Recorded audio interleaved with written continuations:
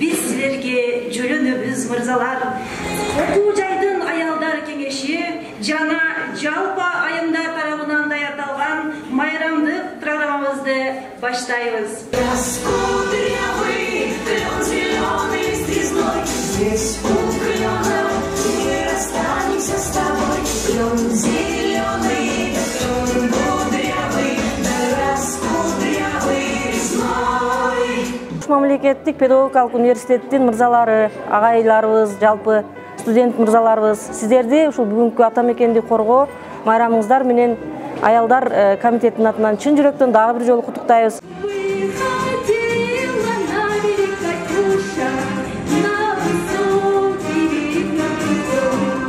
Бүгүнкү майрамыңыздар, урматтуу агайлар, кут болсун.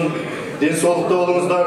Студенттерге билим бербестен сиздер дайыма ошол мекен чегинде, мекенге боло турган кандай бир кооптуу нерсе боло турган болсо, дайым даяры болушуңузга мен тилештешмин.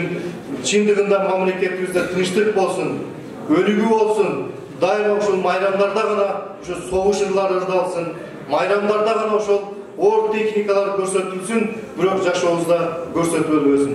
Дайым Кыргызстаныбызда ушул көгүчкөндөр учуп, тынчтыктын гана символу болуп жүрө берсин. Дагы бир жолу майрамыңыздар, урматтуу мырзалар, кут болсун. Бүгүнкү майрамыңыздар менен куттуктайбыз. Сиздерге аска зоодой бийик кадыр бар.